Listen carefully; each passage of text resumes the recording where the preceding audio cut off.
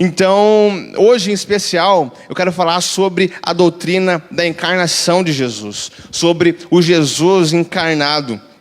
E eu acredito que essa é uma das doutrinas mais lindas no cristianismo. E, ao mesmo tempo, uma das reivindicações mais ousadas que o cristianismo também faz. A de que Deus, o Deus eterno, o Deus transcendente, Ele se fez homem.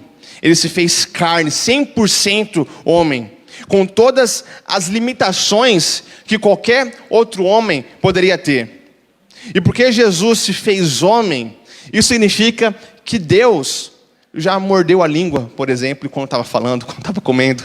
Isso significa que Deus já pode ter chutado o seu dedo mindinho num móvel em algum momento na sua vida. Significa que Deus já dormiu em cima do próprio braço, acordou com ele formigando. Ele entende todas as coisas que significa ser humano. Deus já gargalhou, Deus já chorou. Deus já passou por tudo aquilo que significa a experiência humana. Não existe nada igual em nenhum outro lugar. Você só encontra isso no cristianismo. E hoje nós vamos aprender sobre o que significa ter um Deus encarnado e como que nós podemos usufruir das bênçãos que chegam a nós também por nós sermos um Deus que se fez carne. Então, nos próximos minutos nós vamos ver o que a doutrina da encarnação é. E eu digo que ela é toda sobre esse nome, é toda a respeito desse nome, Emanuel, Deus conosco. Então nós vamos entender que porque Deus se tornou Emanuel, Deus se tornou Emanuel para pelo menos 3 coisas. Essas 3 coisas são: primeiro, para se revelar; segundo, para se relacionar; e terceiro, para nos resgatar, para nos salvar. Deus se fez Emanuel, se fez Deus conosco para se revelar, para se relacionar e para nos resgatar, para nos salvar. Primeiro, Ele se fez Emanuel para se revelar. Porque tenta olhar para Deus no Antigo Testamento. Vai para as passagens onde Deus se revela no Antigo Testamento. Tenta olhar diretamente para Ele. Tenta tocar Ele nessas passagens. Você não vai conseguir fazer isso. Por quê? Porque a glória dele é muito grande. Todo mundo que chega perto morre. Usar em 2 Samuel capítulo 6, quando está carregando de volta para Jerusalém a Arca da Aliança, num carro onde tem bois carregando, em algum momento aquela arca ela começa a cair. Então, num reflexo, pode até ser inocente da parte dele, bem intencionado da parte dele, estende a mão para poder segurar a arca, para poder impedir que aquela arca caia na lama, caia na terra e assim seja profanada de alguma maneira. O que acontece naquele momento? Uzá morre. Deus fulmina Uzá naquele momento porque ele tocou na arca. Aí você pergunta, mas meu Deus, como assim? Uzá estava cheio de boas intenções, ele não queria profanar aquilo. Eu gosto muito quando R.C. Sproul, ele disse que o pecado de Uzá foi um pecado de pretensiosidade. Ele acreditou que se aquela arca caísse na terra, a arca seria profanada, ia se sujar, ia ser profanada de alguma maneira. Mas Uzá não entendeu que se a arca caísse no chão, não teria problema. Por quê? Porque a terra, a lama, está ali fazendo aquilo que a lama pediu, que Deus pediu para a lama fazer. E mais nada. A terra não está em rebelião contra Deus por ser suja. Mas Uzá, como ser humano, ele sim estava. Então, você tenta olhar para Deus, tenta entrar na presença de Deus no Antigo Testamento, você não vai conseguir. No Monte Sinai, quando Deus está se revelando para Moisés lá, Deus fala: todo aquele homem, animal, que encostar no Monte Sinai, vai ser morto. E assim acontece. Pessoas tocam, animais tocam e são fulminados na hora. Olha para Isaías, em Isaías capítulo 6... Isaías tem uma visão completamente traumatizante da presença de Deus, da face de Deus. Num minuto que ele olha para Deus, ele fala: ai de mim, porque eu sou um homem de lábios impuros, habito no meio de um povo de impuros lábios, os meus olhos viram o Senhor, o Rei dos Exércitos, o Senhor dos Exércitos. tenta olhar para Deus no Antigo Testamento, você não vai conseguir. Abacuque, quando o pastor Cirano pregou alguns domingos atrás, quando ele ouve a palavra de Deus, ele fala que no momento que eu ouvi ele, a podridão entrou nos meus ossos. O tempo todo, quando você vê homens olhando para Deus, entrando em contato com Deus, no Antigo Testamento você vê que é uma experiência traumatizante. Ninguém consegue suportar. Moisés, ele tem apenas por um relapso de momento, ele olha a presença de Deus passando somente de costas diante dele, numa festa muito pequena. O que acontece? Ele fica com o rosto dele brilhando por dias e dias. Se você tentar olhar diretamente para Deus no Antigo Testamento, você não vai conseguir. A retina dos seus olhos vão se desintegrar, vão queimar devido a tanta glória. Você seria desintegrado por inteiro na presença de Deus. Veja para Deus, quando ele aparece para Jó também, aparece como um furacão, como um tornado. Assim também para Elias, quando aparece para Moisés dando uma sarça ardente, para os filhos de Israel como uma torre de fogo, um pilar de fogo. Toda vez que Deus aparece no Antigo Testamento, é uma visão aterrorizante. Porque a lacuna que existe entre Deus e nós é gigante dessa maneira. Porque por todo o Antigo Testamento é praticamente impossível que ele se revele completamente para o seu povo. Mesmo se ele quisesse, ele não conseguiria. Ele não pode despejar sobre Israel todo o conhecimento pleno dele, porque isso pode acabar matando todos eles. Ninguém pode suportar. Deus precisa então encontrar essas maneiras parciais de se revelar para o povo.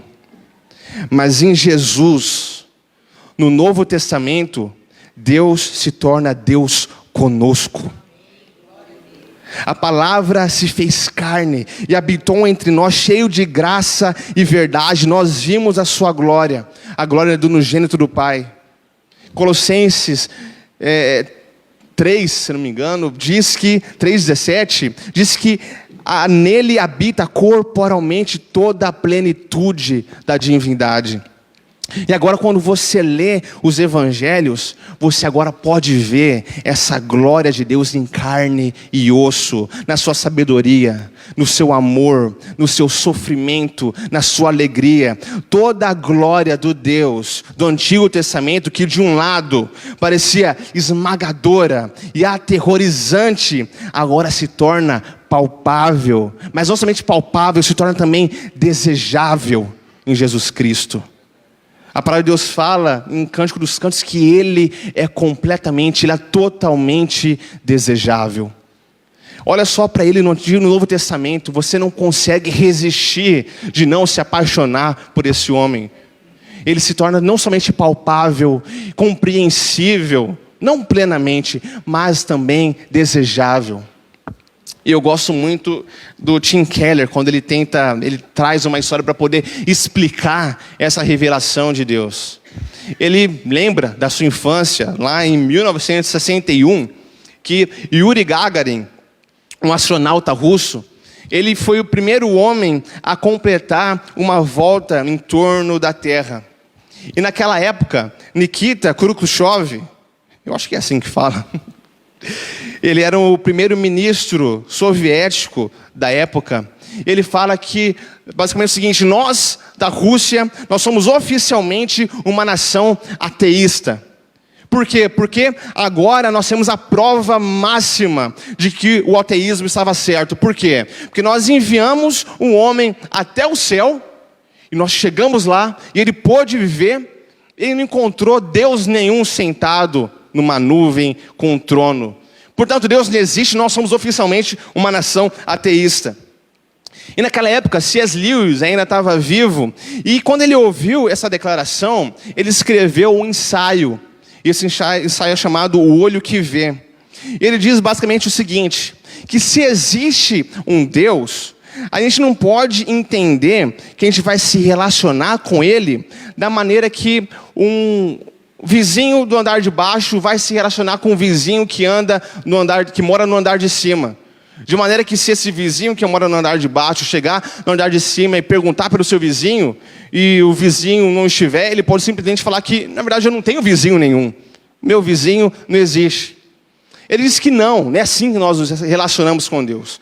Ele diz que porque é assim que Nikita achava, é assim que os ateístas da época achavam. Eles achavam que, Deus fala que está no reino dos céus, está nos céus, então nós somos até o céu, no andar de cima, nós vemos que não tem Deus nenhum lá, portanto, não existe Deus, não existe esse vizinho lá em cima.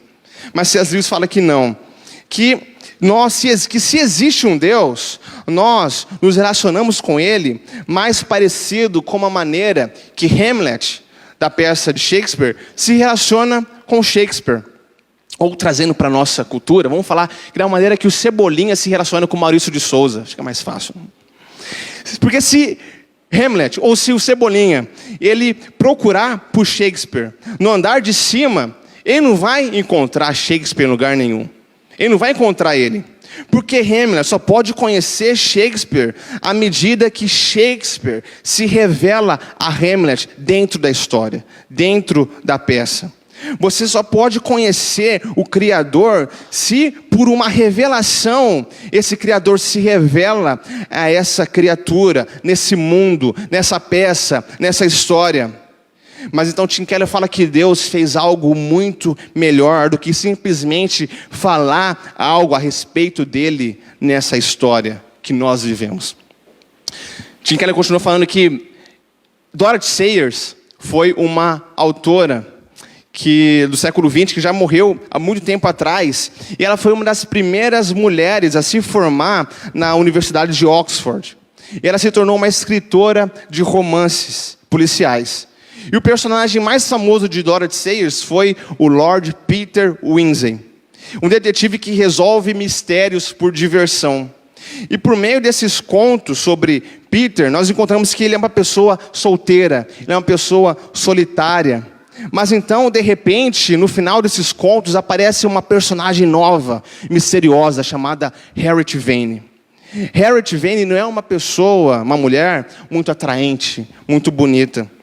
Harriet Vane é a escritora de romances policiais. E eles se apaixonam, se encontram, resolvem alguns mistérios juntos e, por fim, terminam se casando e vivendo felizes para sempre. Então, muitas pessoas vão dizer... Muitos estudiosos sobre as obras de Dorothy Sayers vão dizer que Dorothy, ela viu esse personagem que ela havia criado. E Dorothy viu que esse personagem estava triste, estava solitário, precisava de alguém, ele precisava ser salvo. Então ela mesma se escreveu dentro das histórias na personagem da Harriet Vane. Porque Harriet tem todas as características que Dorothy mesmo tinha. Era uma mulher que se formou na Universidade de Oxford, escrevia romances policiais. As pessoas vão dizer que Dorothy se escreveu naquela pressa para poder se casar, porque se apaixonou por Peter e pensava que ele precisava ser salvo. Então Tim Keller vai perguntar, isso não é bonito? Isso não é tocante? É claro que é, porque é exatamente isso que Deus fez aqui no Evangelho de Mateus, no capítulo 1. Deus escreveu essa grande história, essa grande peça, chamada o nosso mundo, o nosso universo, os universos. E Ele escreveu nós, a humanidade, como os personagens principais dessa história. Mas Ele viu que nós caímos. Nós precisávamos ser salvos. Nós estávamos perdidos. E por isso, aqui em Mateus capítulo 1, Ele mesmo se escreve dentro da história que Ele criou. Porque Ele se apaixonou por nós e Ele viu que nós precisávamos ser salvos. Mas eu estou dando um spoiler do último ponto já. Deus se fez Emanuel, se fez Deus conosco para se revelar. Mas não somente isso, Ele também se fez Emanuel para se relacionar conosco. Por que que Deus se sujeitou a isso para se revelar a nós? Por que Ele precisou passar por isso? Por que que Ele esteve disposto a passar por isso para se revelar a nós? O nome Emanuel, Deus conosco, significa não somente que Deus ele está satisfeito em ser um conceito abstrato e que nós devemos obedecer a Ele. Emanuel significa que Deus foi até as últimas consequências que foram necessárias para estar perto de você, para ser um Deus conosco, para ter um relacionamento pessoal com você, para que você pudesse conhecer Ele de maneira íntima, de maneira pessoal. É por isso que Ele se revelou, porque Ele queria se relacionar com você. Deus não quer somente ser um conceito para ser crido, ou uma força motivacional, ou o seu conselheiro, ou o seu segurança pessoal, como algumas cantoras cantam, né? Acredito em Deus, faço Ele de escudo, por exemplo. Não, Ele não quer simplesmente ser um objeto para você. Ele quis ser uma pessoa para que você pudesse se relacionar de maneira íntima, de maneira pessoal. Deus é uma pessoa, Deus se tornou humano para que nós tenhamos comunhão com Ele, para que nós tenhamos intimidade com Ele, para que nós nos relacionemos com Ele como um amigo, como um cônjuge, como uma pessoa. Porque olha para todos os adjetivos que Deus reivindica para si mesmo na Bíblia. Ele se chama de Pai.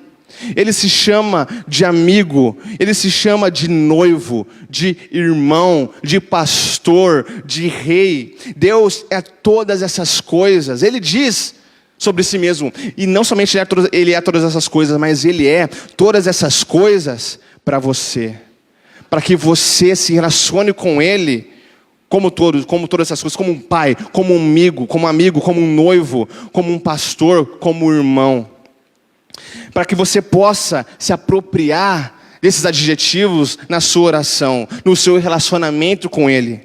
Porque se Ele diz que é Pai, então você pode se relacionar com Ele como um pai, descansar na segurança dEle como pai, no encorajamento dEle como pai, no orgulho que Ele sente de você como pai, no amor incondicional dEle por você como um pai, na certeza de que tudo que Ele faz é para o seu bem como um pai, que se você pedir pão para Ele, Ele não vai te dar uma pedra, como Jesus diz que Ele não vai fazer isso.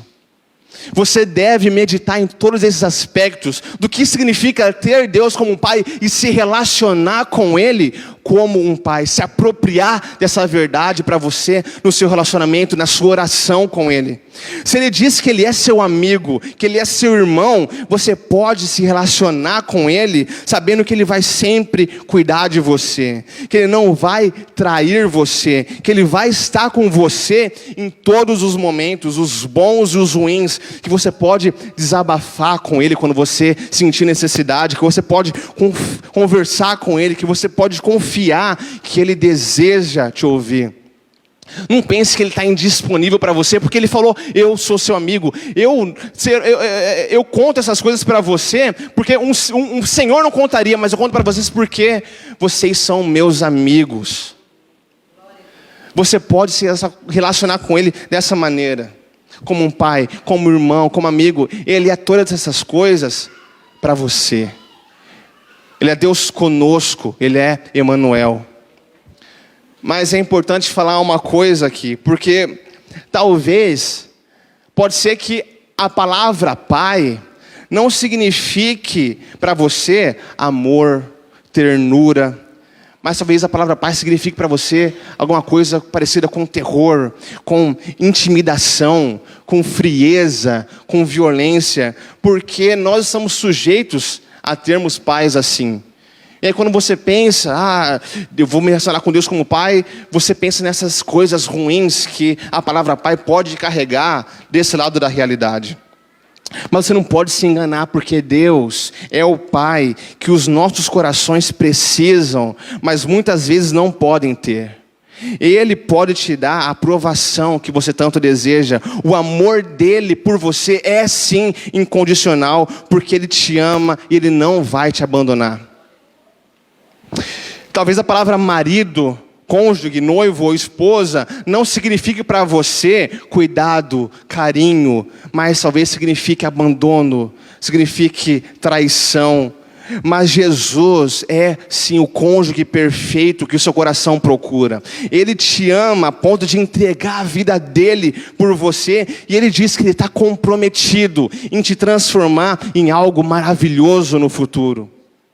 Talvez você não tenha um cônjuge que você, talvez a palavra cônjuge não signifique todas essas coisas para você, mas Jesus sim significa. Você pode recorrer a ele, que ele não vai te decepcionar. Mas agora deixa eu perguntar algo para você. Você tem um relacionamento com Deus, ou você apenas crê nele? Você desfruta de todas essas coisas, ou você somente acredita que ele existe e é um conceito na sua vida? Crer em Deus não significa nada, não adianta de nada. Porque você pode simplesmente crer nele para usar ele de escudo na sua vida. Muitas pessoas, todo mundo fala que acredita em Deus. Acreditar em Deus é algo popular hoje em dia. Mas é assim que o coração religioso opera. Ele ora a Deus dizendo: Senhor, se você me der isso, então eu vou te servir e obedecer, eu vou me converter e eu vou para a igreja. Mas o problema com essa abordagem é que você não trata Deus como uma pessoa. Você não está atrás de um relacionamento com Ele, como Ele está dizendo aqui nessa passagem que Ele quer ter conosco. Ele fez Emmanuel para ser Deus conosco. Você quer saber se você está vivendo na religião ou se você está tendo um relacionamento com Deus? Deus te fazer mais outras perguntas. Você procura Deus só quando você precisa, só para apresentar uma lista de coisas que você quer, ou você procura Deus simplesmente para ter Ele, para desfrutar de um relacionamento com Ele, para sentir a presença dEle, para ter a presença dEle na sua vida, na sua oração? É para se relacionar com Ele, para buscar a face, a presença dEle, ou simplesmente apresentar uma lista de petições para Ele? Eu não estou falando que alguém que tem um relacionamento com Deus não pede coisas, mas é somente nessas ocasiões que essas pessoas buscam. Elas não estão nem um pouco interessadas em passar um tempo de qualidade em oração, em sentir a presença, em desfrutar Ele simplesmente por quem Ele é. Pela sua glória, pela sua beleza, pela doçura da salvação, da presença do Espírito Santo. Você sente saudade de Deus quando você não se dedica à oração? Você sente falta desses momentos? Ou você apenas sente a consciência pesando porque você não está orando tanto quanto deveria? Porque já que você não está orando, Ele não vai mais te dar as coisas, Ele não se importa mais com você. Qual tem sido a realidade na sua vida? Essa é a diferença entre alguém que vive na religião e alguém que tem um relacionamento com Deus, que entende que Deus é Emmanuel, Deus conosco. Você não chega para o seu pai terreno e diz: Pai, eu prometo te amar se você me der isso. Ou talvez você fale isso também. Mas um pai, ele quer ser amado simplesmente por ser quem ele é na sua vida. Se você vira para Deus dizendo: Deus, eu vou te amar e te servir, se aquilo que vem depois do seu se é o seu verdadeiro Deus, o seu verdadeiro Salvador, aquilo que você quer de verdade em primeiro lugar no seu coração, é aquilo que você verdadeiramente ama, é aquilo que você quer ter um relacionamento. Não adianta apenas crer em Deus. Tiago vai falar que crer em Deus até mesmo os diabos crê. Ele faz algo que muitos cristãos não fazem, inclusive, porque eles tremem diante dessa verdade. Eles entendem o que isso significa, que muitos de nós muitas vezes não entendemos. Deus se tornou Emmanuel para ter um relacionamento com você. Sabe, imagina Moisés, imagina Davi, imagina Moisés, se ele entendesse essa mensagem. Se ele estivesse vivo para poder ver todas essas coisas, ele daria um salto para trás e diria: meu Deus do céu, você percebe o que isso significa? Quais são as implicações disso? Era isso que eu passei a minha vida toda pedindo para Deus e eu não pude ter. Eu queria poder conhecer Ele pessoalmente. Eu queria ter esse tipo de relacionamento com Ele. Mas eu não podia na minha época. Mas agora você pode ter isso a um joelho de distância. E você não consegue ver a maravilha do que é isso. E agora você agora tem essa possibilidade. Por que a sua vida não está sendo movida por causa disso? Cadê a sua alegria? Cadê o seu maravilhamento? Isso é grandioso. Eu acredito que é isso que Moisés diria.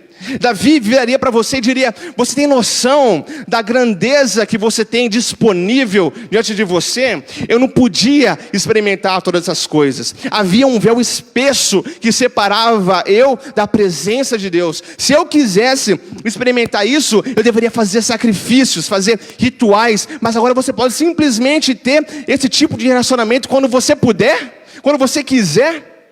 Por que você não está pulando de alegria por conta disso? É isso que todos os profetas do Antigo Testamento falariam para você.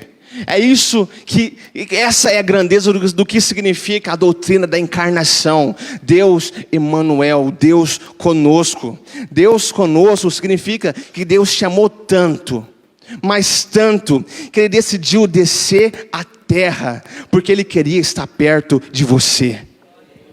Porque Ele queria estar com você. Ele apegou o coração dele a você dessa maneira.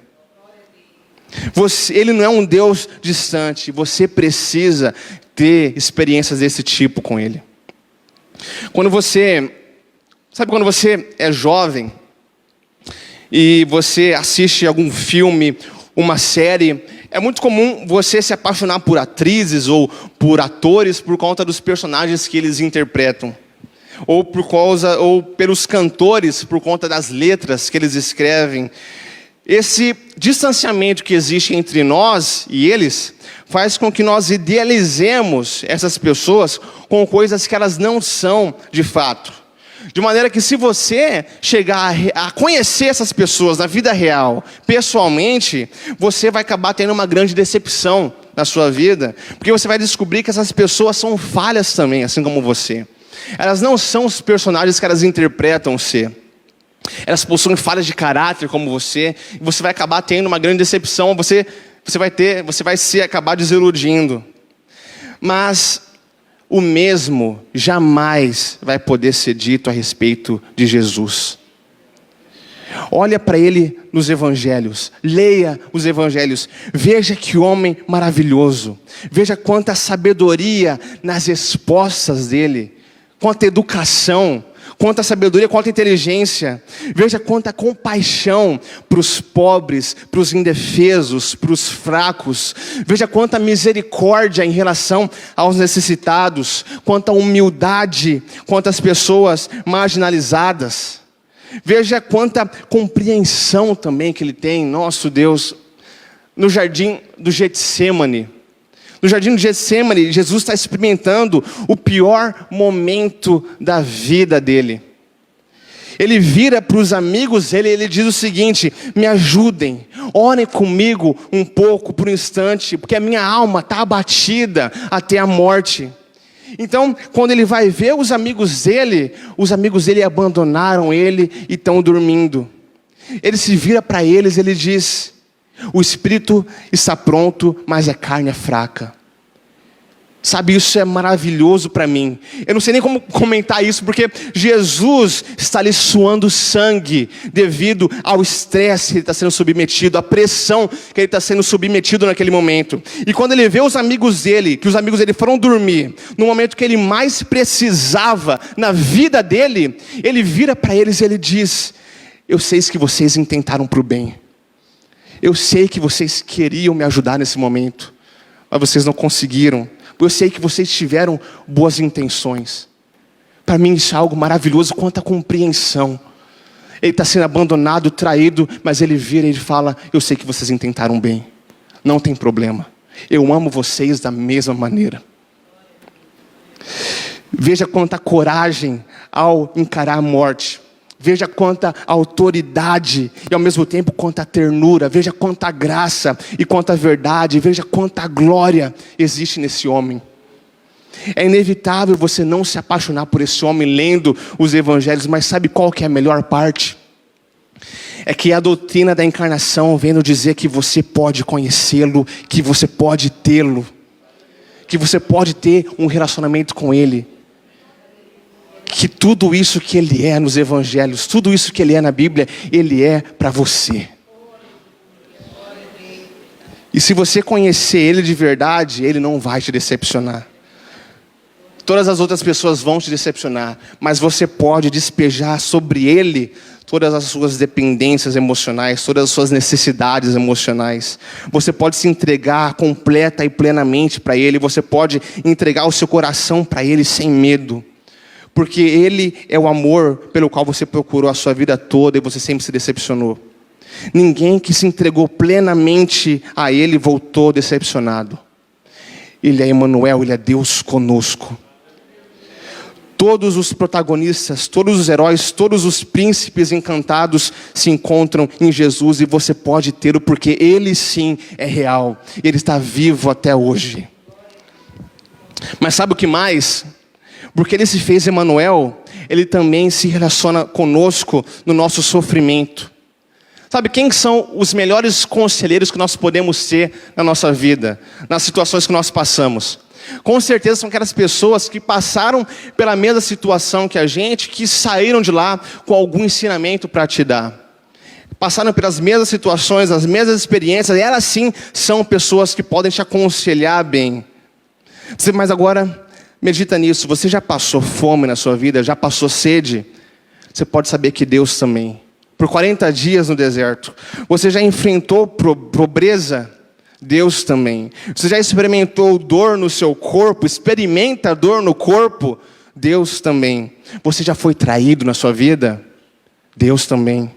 Você já sentiu dor na alma, abatida até a morte? Deus também. Você já sentiu violado, vulnerável alguma vez na vida? Jesus ficou nu numa cruz. Ele foi abusado sexualmente em certo sentido, contra a sua vontade. Deus também. Você já se sentiu abandonado pelo seu pai? Na cruz, Deus também passou por isso. Você já perdeu um filho? Deus também.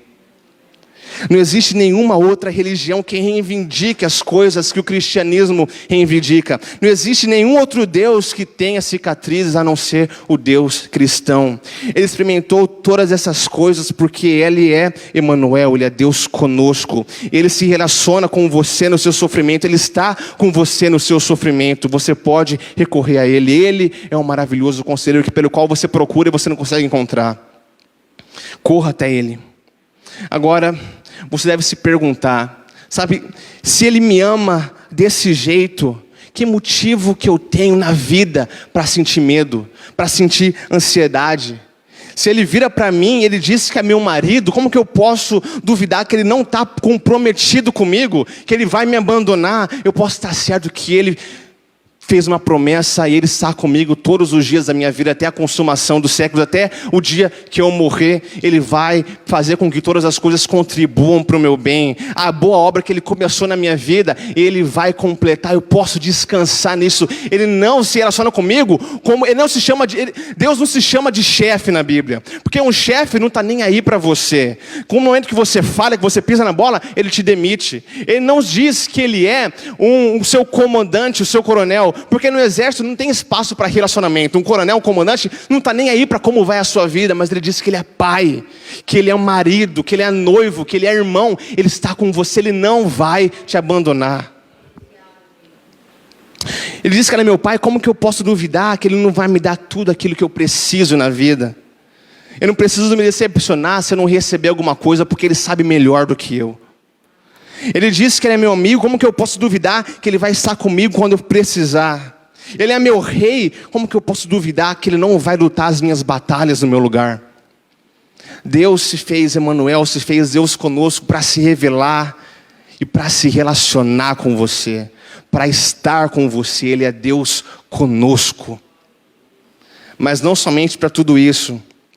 Deus fez Emmanuel, Deus conosco, para se revelar, para se relacionar, mas você só vai poder experimentar todas essas coisas se você entender que acima de tudo, antes de mais nada, Ele veio para te resgatar, para te salvar. Esse é o primeiro passo para você poder experimentar todas as outras bênçãos. Mas talvez você pergunte, Mateus, por que Deus precisava nos salvar, nos resgatar? Salvar do quê? Como eu disse, Talvez você esteja aqui hoje e você não vive um relacionamento com Deus. A essência de um relacionamento, de amor, é você fazer algo por alguém sem esperar nenhuma recompensa em troca. Simplesmente para poder ver o sorriso no rosto da pessoa. Mas ninguém ama a Deus dessa maneira.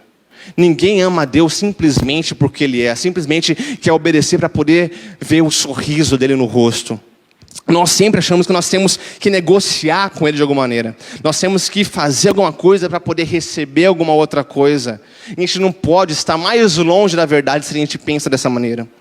E o problema de você não amar a Deus é que você vai atrás de outros amores na sua vida. Se você não tem um relacionamento com Deus, você vai ter um relacionamento com outras coisas. E todos os relacionamentos fora de Deus são relacionamentos tóxicos na sua vida.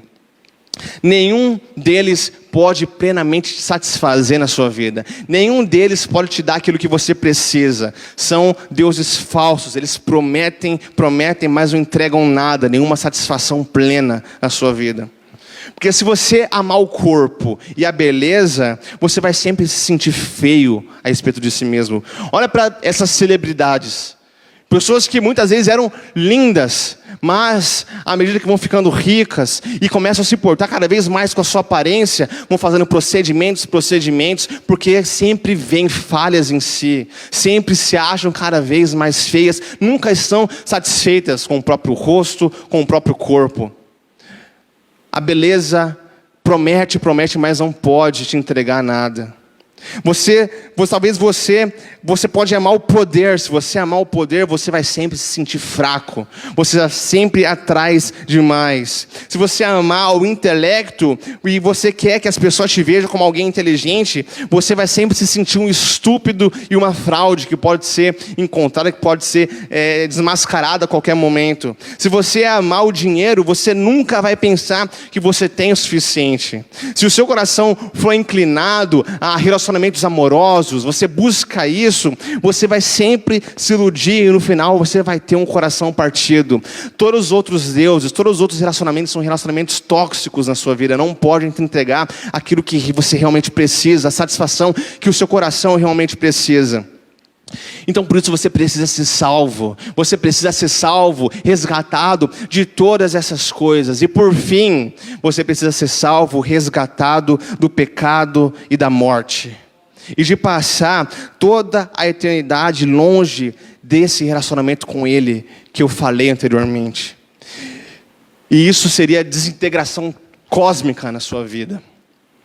Mas não existe ninguém que busque isso de verdade, ninguém está atrás disso. Então nós nunca poderíamos ter um relacionamento com Deus se Ele não desse o primeiro passo em relação a nós. E esse primeiro passo é descrito aqui em Mateus capítulo 1, em Lucas capítulo 2, nesse Deus menino, bebê encarnado, Jesus Cristo. Deus conosco significa que Deus está também do nosso lado, que Deus é propício a nós, que Deus está ao nosso favor. A doutrina da encarnação vem para fazer reivindicações que nenhuma outra religião no mundo tem coragem de fazer.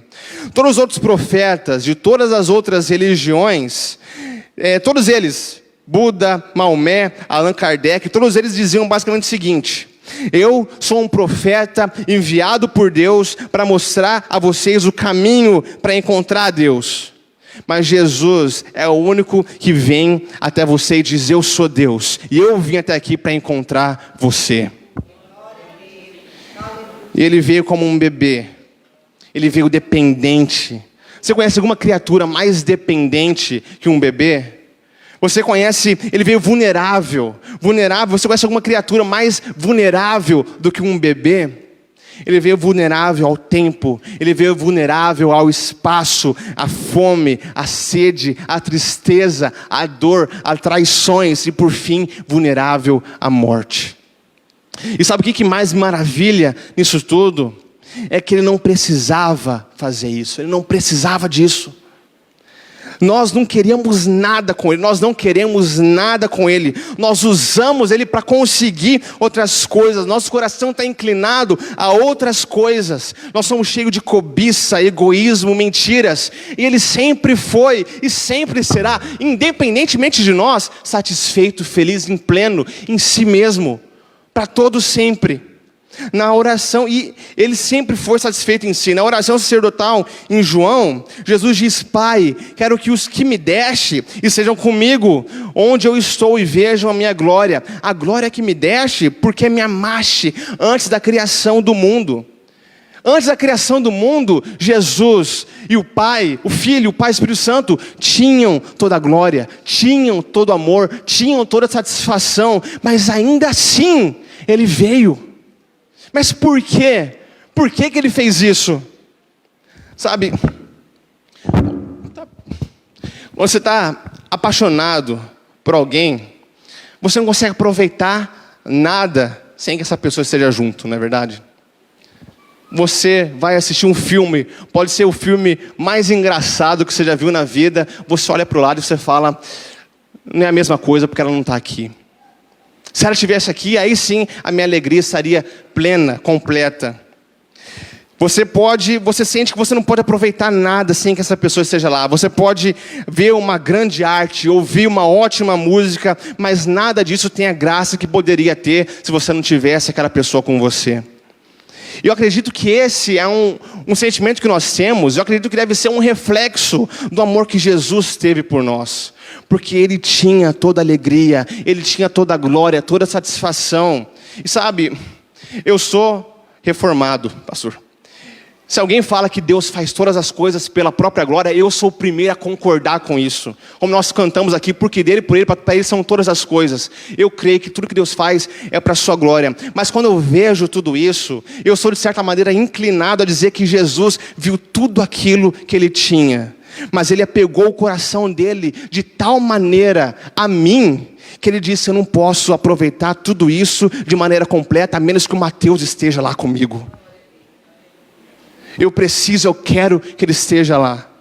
E você precisa ouvir, você precisa ver Ele falando essa mesma coisa a respeito de você também. Essa é a única maneira de você ser verdadeiramente transformado. Eu convido o grupo de louvor a vir.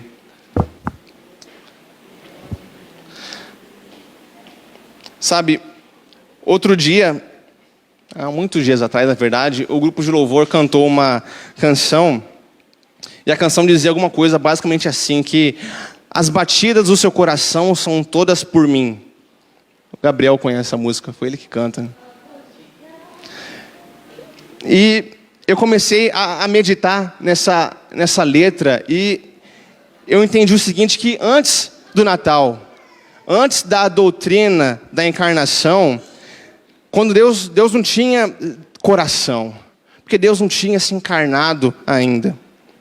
Mas por conta dessa doutrina do Natal, é bem certo que nós podemos dizer que Deus te amou tanto, que de maneira literal, ipsis literis, desde a primeira batida, lá na barriga de Maria, até a última, quando Ele morreu, e depois todas aquelas que viram, depois que Ele ressuscitou, todas as batidas do coração de Jesus são por você.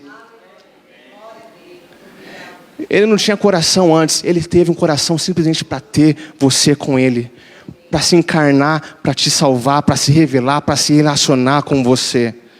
Quando você canta isso, você pode entender que isso é verdadeiramente verdade. Foi por você que Ele se encarnou, foi por você que Ele viveu, foi por você que Ele morreu. Em Hebreus capítulo 7, versículo 25, diz que Ele vive hoje, Ele vive sempre para interceder por você.